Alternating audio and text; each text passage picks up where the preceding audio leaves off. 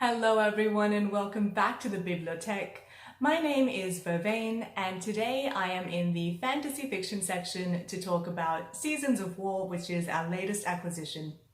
Seasons of War is book 13 in the Skulduggery Pleasant series by Landy. It was published in 2020 by HarperCollins Children's Books and the cover art is by Tom Percival. I will leave links to all of those things in the description section.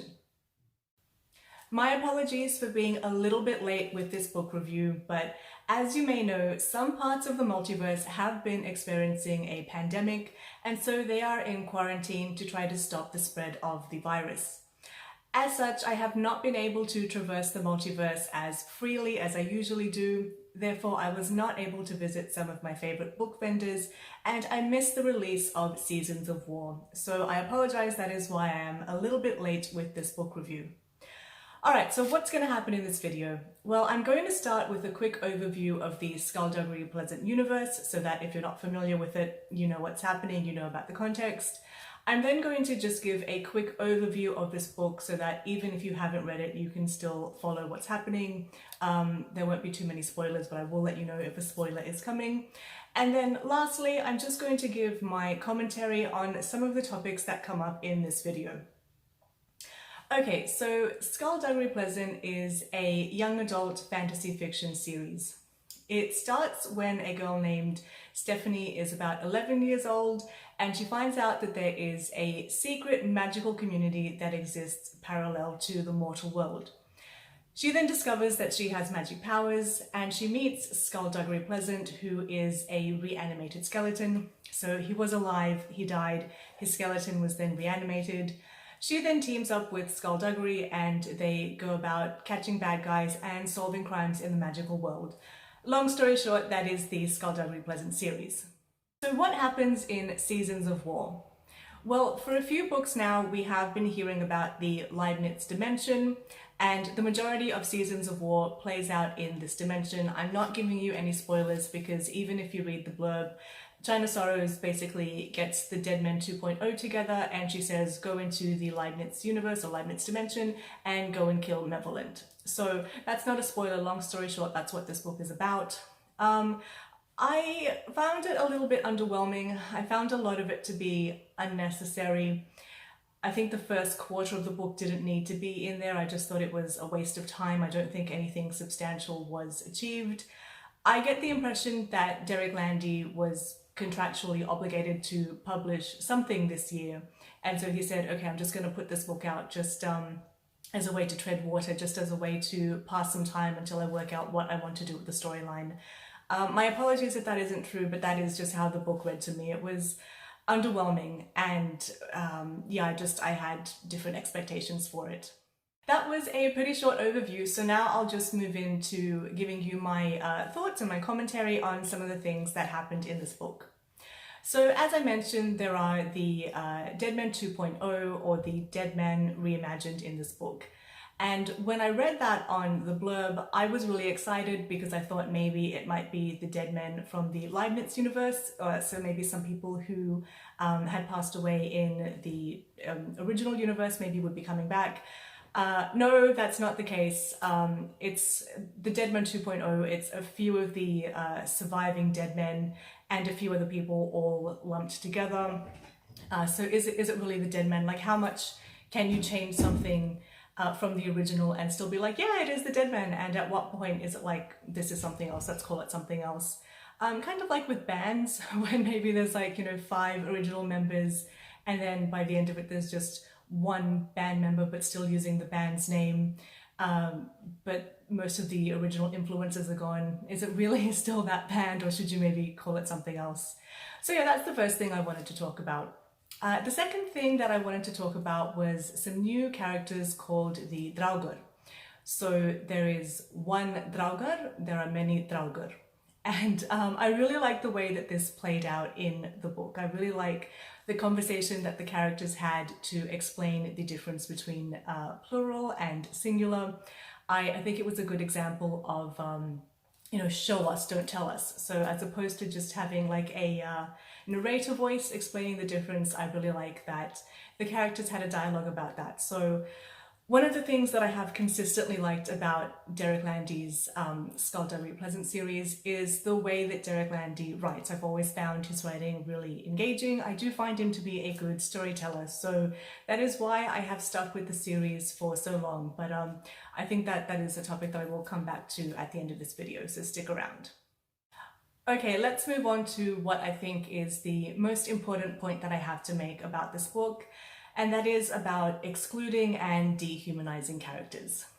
So in the Dead Men 2.0, there are some familiar faces, there are some friends, and there is one character who very obviously is the outcast of the group. I'm not going to say who it is, just if you haven't read it, I don't want there to be spoilers, but if you've read the book, I think you know who I mean. And throughout the book, the dead men who think of themselves as the good guys regularly go out of their way to exclude this character and to make fun of them. So things like they'll have a fight scene and at the end someone will be like, is everyone okay? And then this character will be like, I'm okay. And they'll be like, shut up, no one was talking to you. Or there's one point where they're feeling charitable and they want to give their rations away to help some starving people. And they're like, oh, we didn't give away our rations, we gave away your rations. We don't care if you starve.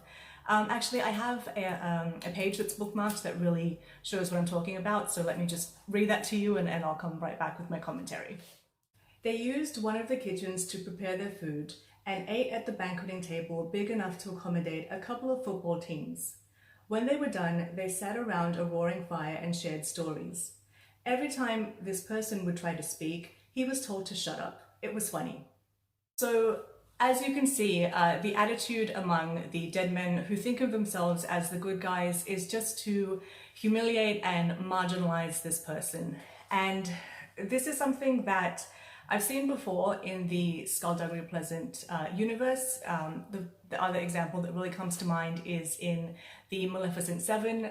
If you haven't read that, it is a book in the Skulduggery Pleasant universe, but it is not one of the books in the main storyline. But yeah, there's a character in that book called Willem Scream, and he's painted as an incompetent character, and the others really go out of their way to make fun of him and to ostracize him. And there's a few things that I want to say. Firstly, by book 13, no one can claim that they're the good guys. By book 13, everyone has killed, has mutilated, has stolen, in the case of Saracen, has slept with multiple people's wives.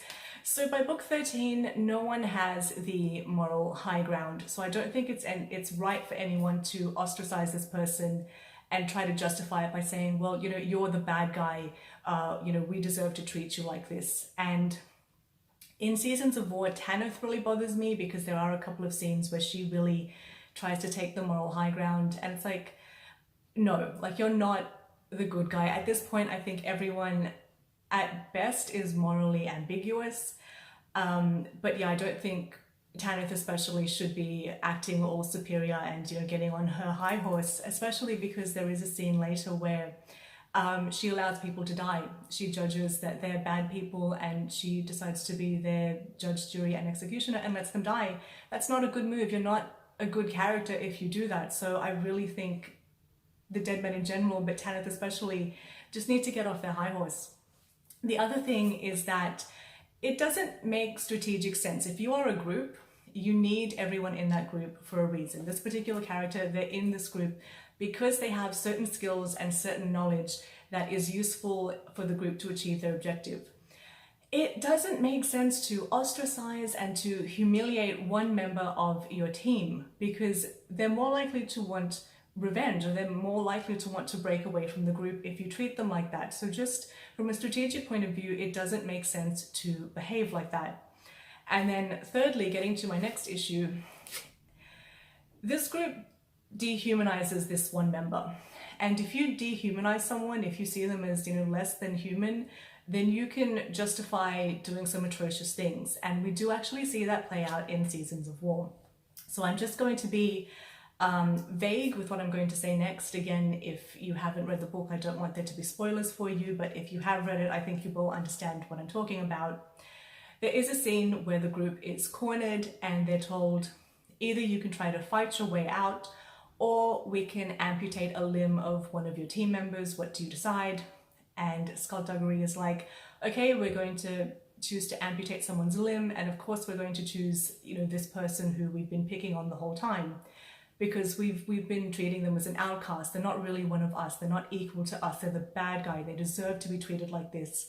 So you've now dehumanized them to the point where you volunteer to have them mutilated.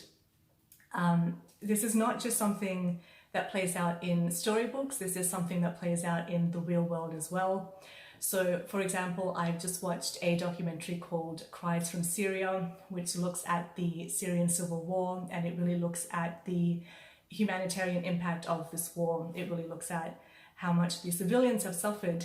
And there's a part where President al-Assad is talking about the Free Syrian Army, and he's saying they're germs can spread anywhere, you need to fight these germs, you need to exterminate these germs. And one of the interviewees rightfully points out that this is dehumanization. She's like, you know, look, he's calling us germs, he's calling us bacteria, and this was right before he used chemical weapons on his population. So, you know, if you're cleaning your house and you want to get rid of germs, you use, you know, chemical products to do that. So this is dehumanization. You say these people are germs, I can justify using chemical weapons on them because, excuse me, because they're not human.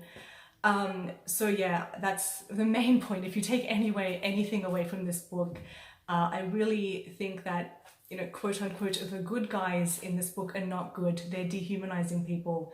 And I have seen this repeatedly in the Skulduggery Pleasant series, where the good guys dehumanize and ostracize people who they should be treating with dignity and should be treating with compassion. And yeah, if you're out here ostracizing people, humiliating them, you're just not the good guy. You're just not. But anyway, I think I've rambled on about that topic a little bit too long, so let's move on to something else. So the book is called Seasons of War, and it is actually broken up into the seasons. So I remember turning the first page and seeing spring written, and I thought, okay, that's very clever, I like that. So the next thing that I want to talk about is character development. And in particular, I really like Valkyrie's character development in this book. In the past, she, I think, has been a bit selfish. She has irritated me a bit in some of the previous books. But in this book, I find that she's a more modest character. She's reflected on her behavior. She no longer wants to kill people, and she would like to be a pacifist. So I think it's great to see some character development from her. She still has some way to go. She does still partake in acting as if she's morally superior to, you know, this particular character. So I do think she has a way to go. But I just found her a little bit more modest, shall we say, compared to how she has been in a few of the previous books. So I liked her character development. The next character that I want to talk about is China Sorrows. And China usually, I would say, is a cool, calm, and collected character. But there is a scene towards the end of the book where she acts very out of character. She loses her composure, she's exasperated, she's shouting at people. And I read that and thought, like, what is this? What's going on here? This is not how China Sorrows behaves.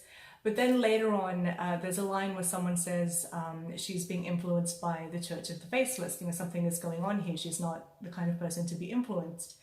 And so when I read that, I went, okay, this is good storytelling. This is another example of, you know, show us, don't tell us. So again, instead of there being just like a third person narrator voice saying, China Sorrows didn't usually act this way. She had let someone ruffle her feathers, you know, her composure had changed. Instead of like a narrator voice saying that, there's actually a scene that plays out and that shows us that she's somehow being affected or being influenced. So again, I really like the storytelling technique that Derek Landy uses. So now I'm going to move on to Dr. Nye, and mini spoiler, we do meet Dr. Nye from the Leibniz dimension. So as soon as I read Dr. Nye, I had a light bulb moment and I went, Dr. Nye does research on the souls. That's not something that's covered in this book, but that is something that we learned about him in one of the earlier books. It may have been Last Stand of Dead Men or The Dying of the Light, I can't remember. But anyway, earlier on we learned that Dr. Nye does research on souls. And as soon as I saw that Dr. Nye was featured in this book, I thought, okay, maybe this will have something to do with Alice, because as we know, after her soul was put back together, she hasn't been the same since. So I just want to go on the record here and now as saying that I think in future books, Dr. Nye is going to come into play, and that he may be used to somehow fix Alice, or fix what Valkyrie repaired, if that makes sense. So the next thing that I want to talk about is an interaction between Valkyrie and Dr. Nye.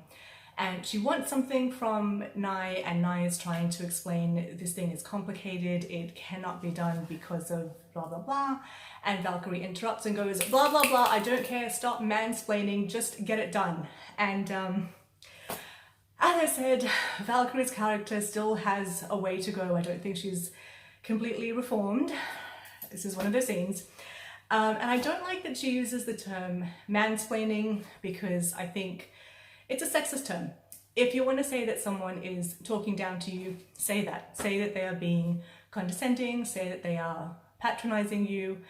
I never know the difference between patronizing and patronizing. I never know how to pronounce which one of them. So if you have a trick for remembering which is which, let me know in the comment section. But yeah, I just think at a time when we're trying to be more inclusive and trying to be more gender neutral, where, for example, we're not saying chairman, we're saying chairperson, like the chairman of the board, we're saying chairperson of the board. Or for instance, I remember back in my day when I was at an educated university, if anyone knows who that is a reference to, let me know in the comment section. But back when I was at an educated university, I remember I used the term countryman, and one of my lecturers corrected me and said, no, compatriot, we're trying to be inclusive, we're trying to use gender neutral language. So it's not consistent to then, around about the same time, invent the word mansplaining and use this gender specific term to criticize men in particular. Again, you can say they're being condescending, you can say that they're talking down to you, treating you like a child. Like, you can express that without making it gender specific. I'm not here for sexism.